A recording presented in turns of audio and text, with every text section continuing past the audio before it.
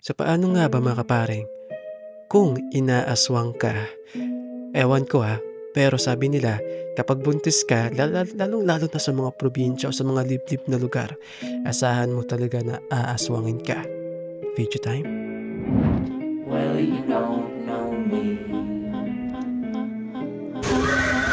Sa bahay, uy.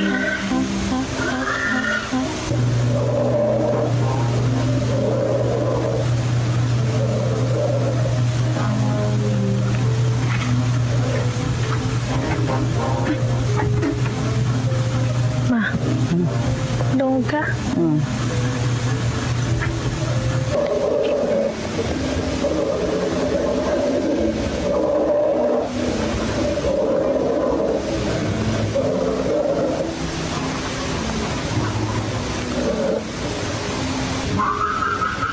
Patay na, uy.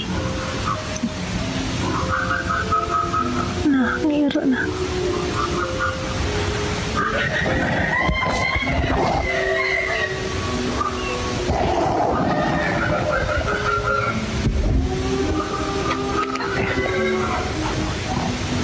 Patay na kay baboy. Kay baboy. So, basically nabuntis yata siya tapos, wala daw baboy dun sa lugar nila at sa paligid ng lugar nila sa mga kapitbahay. Kaya saan nanggaling yung baboy na yun, yung sumisigaw, yung tumitilik na baboy 'no. So, alam naman natin mga kaparing 'di ba, sa mga probinsya usong-uso yung ganito, 'no, na kapag buntis ka aaswangin ka. Madalas yung mga aswang nag-aanyong baboy, nag-aanyong aso kasi, yung papa ko naka-encounter na ng isang aswang dati, kung saan nakita niya mismo harap-harapan sa kanyang mga mata na yung aso ay naging tao. Kasi nangyari kasi diyan buntis yung mama ko nun, 'no, buntis siya. Tapos merong aso daw na umaaligid sa bahay namin, 'no. Nakakatakot na yung aso, medyo malaki siya at hindi daw pangkaraniwan.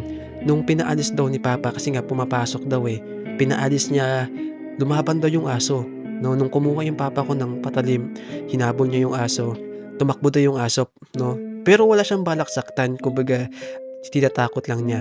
Pero nung sinundan niya yung aso, nagpunta nga ito sa may sagingan at doon nakita niya na nag-anyong tao nga ito at kilala niya kung sino yung tao na yun.